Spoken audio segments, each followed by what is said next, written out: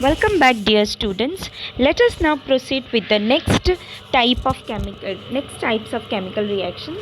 They are endothermic and exothermic processes as well as reactions. Now, what are endothermic or exothermic reactions?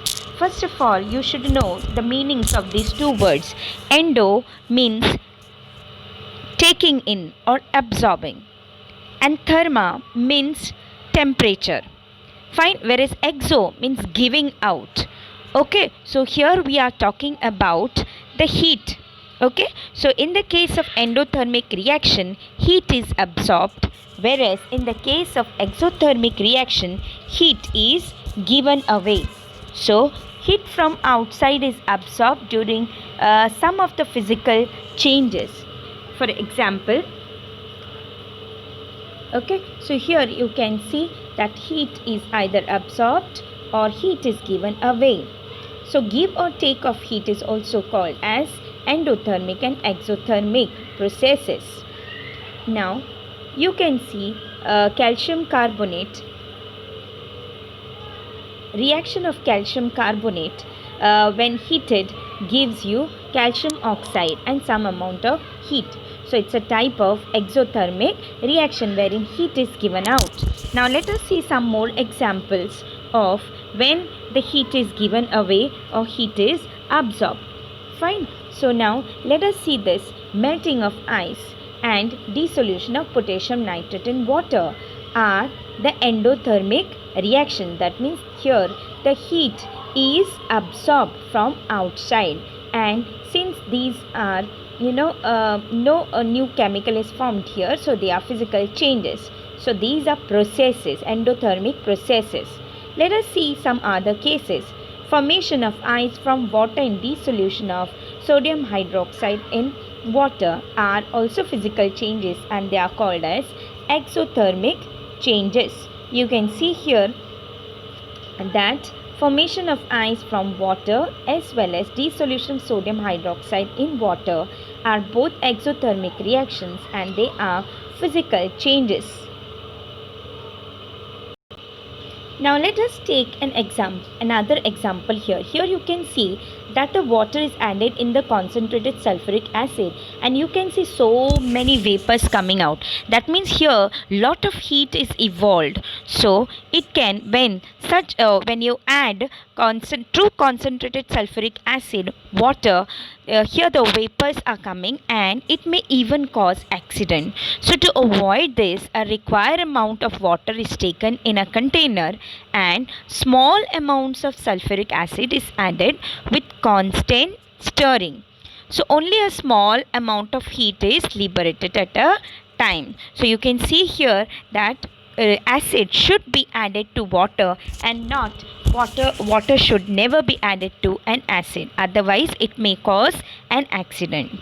Fine. Now let us proceed further. So to carry out some of the endothermic and exothermic processes, for this let us see what are the apparatus and chemicals.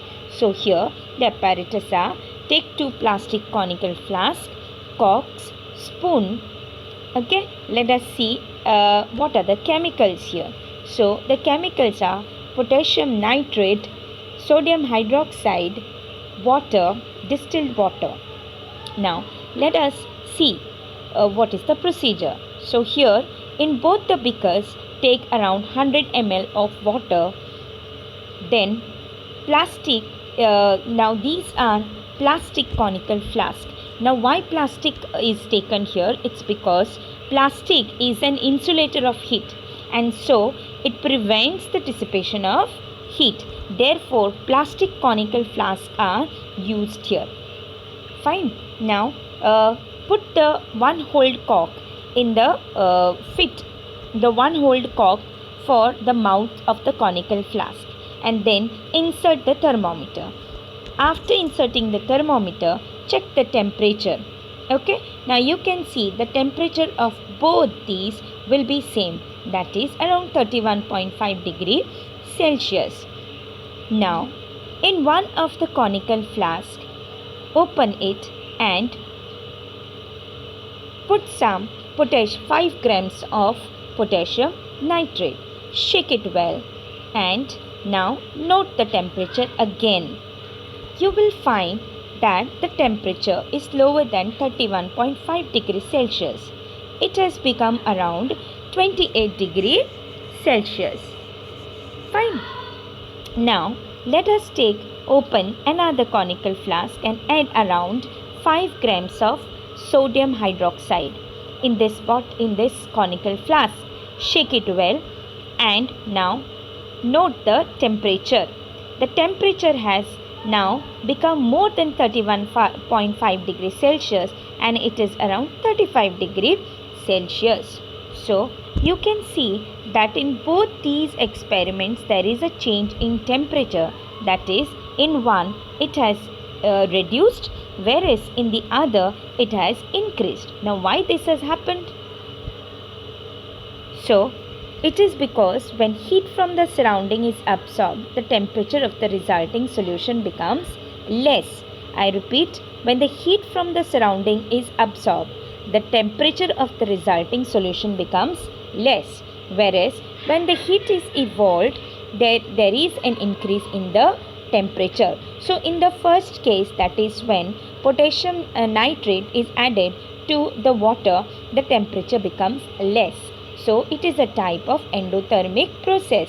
Whereas in the second case, wherein when sodium hydroxide is added, the temperature increases and it is only the dissolution process. That means here no new substance is formed. You can see the reaction of potassium nitrate. In this case, the heat is absorbed from the surrounding and so the temperature of the solution decreases. Whereas, so why? Because the heat is absorbed here. So it's a endothermic process. Whereas in the case of sodium hydroxide, when it is dissolved in water, solution of sodium hydroxide is formed and heat is liberated. So in this case, the temperature of the solution increases. It's because here the heat is given out. So since heat is given out, temperature of the solution increases. So such a process is called as an exothermic process. Now let us proceed further. So the process of dissolution, therefore from this we can conclude that the process of dissolution is not always an endothermic process. It may be even exothermic. So in the case of potassium nitrate, it was endothermic and the dissolution of sodium hydroxide was an exothermic process. Fine. Now let us proceed little further. Now let us see what are the endothermic and exothermic reactions. So in this case, in the when you could have seen this before also, we have seen some of the reactions, like when calcium carbonate is heated, okay, here calcium oxide is formed and carbon dioxide is also formed. Whereas in the case of calcium oxide, when it is dissolved in water or when to the water calcium oxide is added, you can see that the temperature of the mixture becomes high. So it is a type of exothermic reaction. Why? Because the heat is given out here. Whereas in the case of calcium carbonate, when it is heated, here the heat is absorbed in the endothermic reaction. The heat is absorbed or it has to be continuously supplied from the outside. Fine. So it has to be continuously supplied from the outside. So these are endothermic and exothermic reactions. Fine. Now let us see